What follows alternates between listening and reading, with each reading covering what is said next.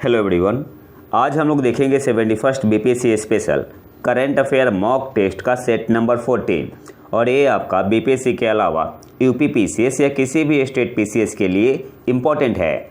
तो आते हैं पहले क्वेश्चन पे। कौन सा देश 2036 से पहले शुक्र ग्रह पर पुनः जाने के लिए वेनेरा डी मिशन लॉन्च करने के लिए तैयार है? तो गिवन ऑप्शन में ऑप्शन ए आपका यहाँ पे सही आंसर होगा रूस।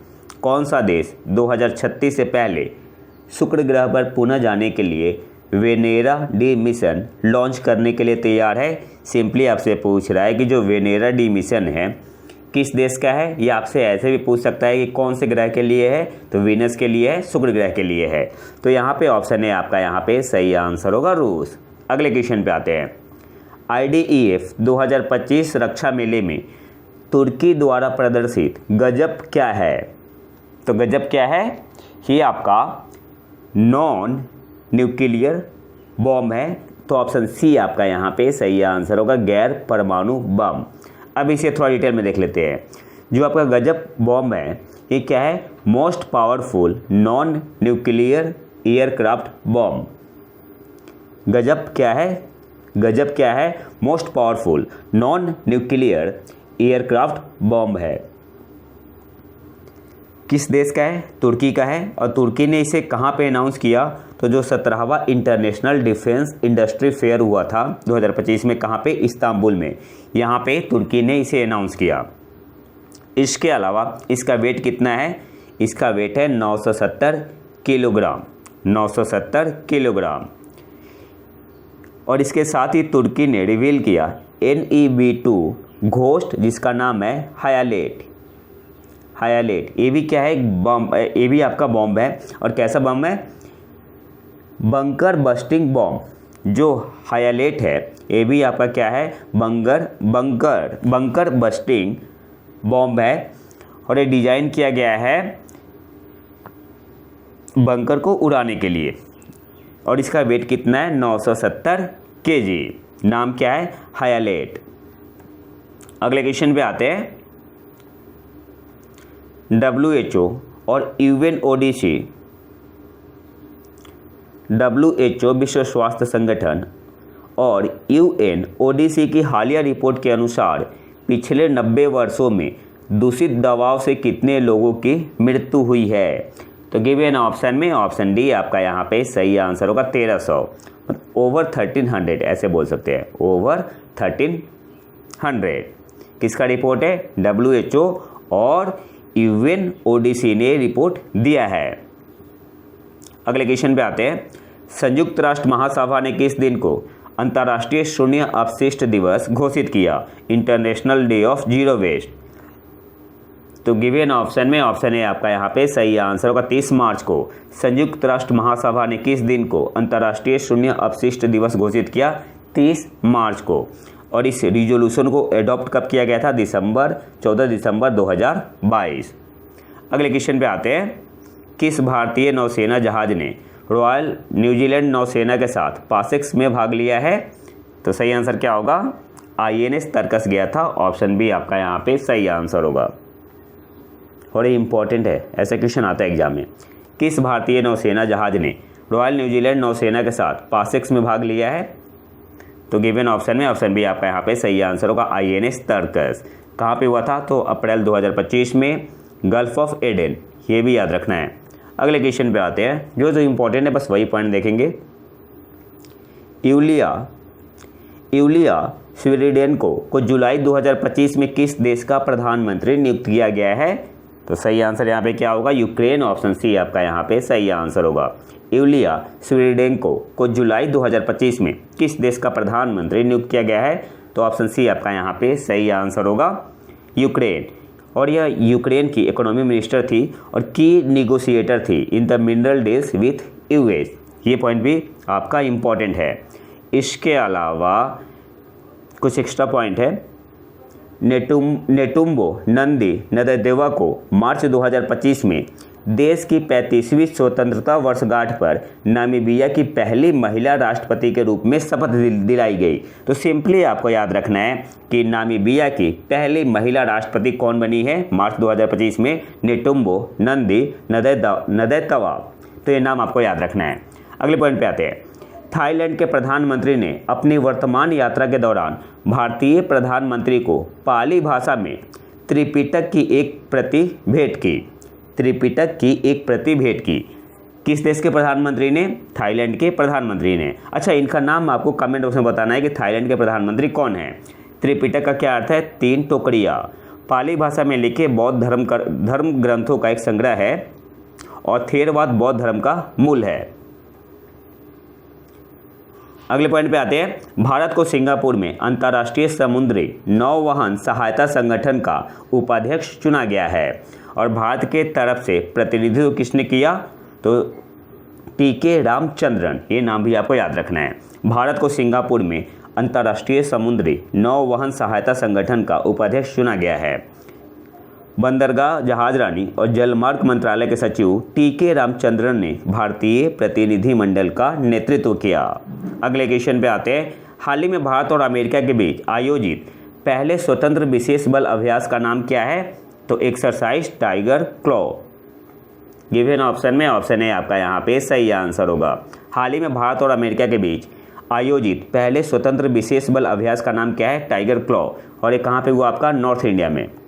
नॉर्थ इंडिया में, और नॉर्थ इंडिया के काफ़ी जगह में हुआ और कंक्लूड हुआ आपका Garud regimental training centre GRTC। और ये कहाँ पे है? ये आपका है चांदीपुर उत्तर प्रदेश में। चांदीपुर उत्तर प्रदेश में है। तो इस पॉइंट को भी आपको याद रखना है। 2 वीक तक चला था।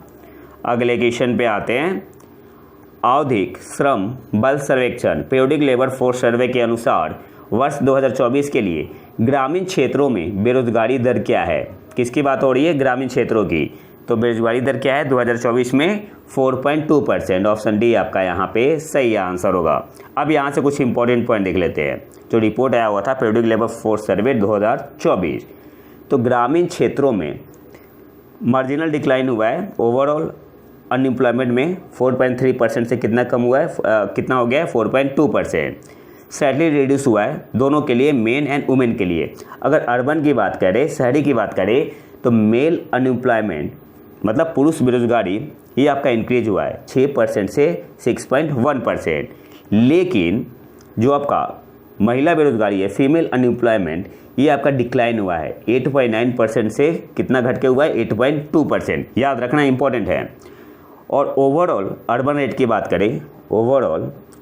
की बात करें तो ये आपका स्टेबल है कितने पे? 6.7% पे।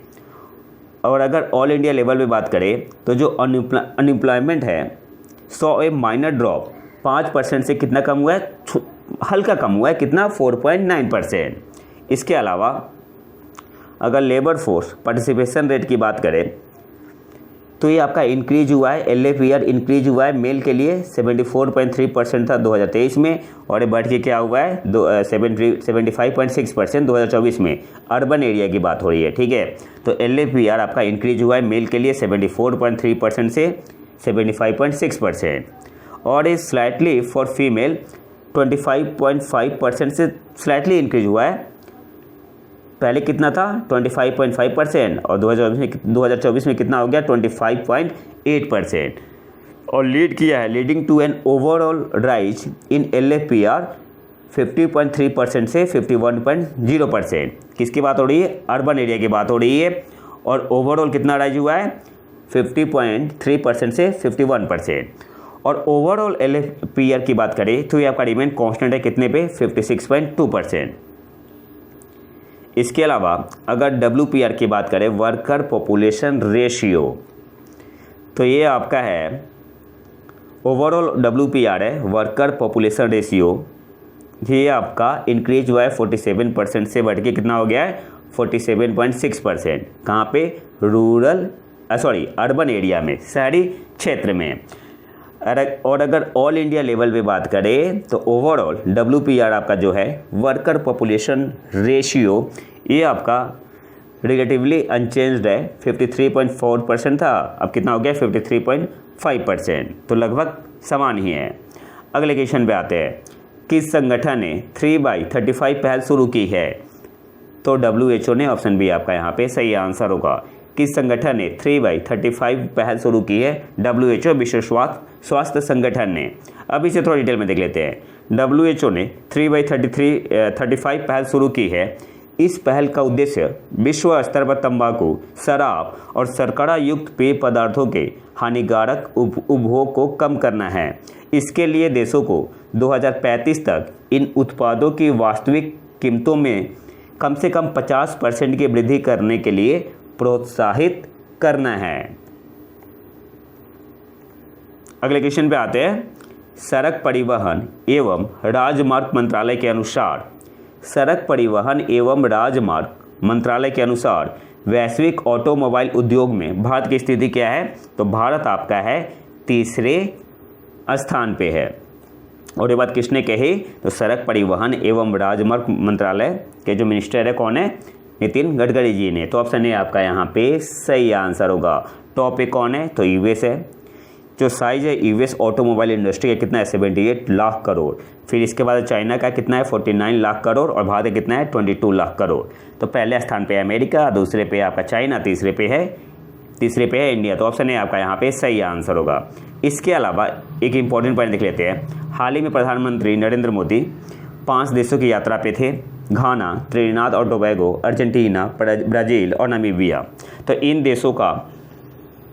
इन देशों में जो भी उनके पीएम है, राष्ट्रपति है, नाम याद रखना है, आपसे एग्जाम में पूछ सकता है। और ये दौरा ब्रिक्स सम्मेलन से जुड़ा था। तो यहाँ पे मोदी जी ने कुछ विदेशी नेताओं को भेंट दिया। तो कौन कौन सा है? तो सबसे पहले अर्जेंटीना देखते हैं।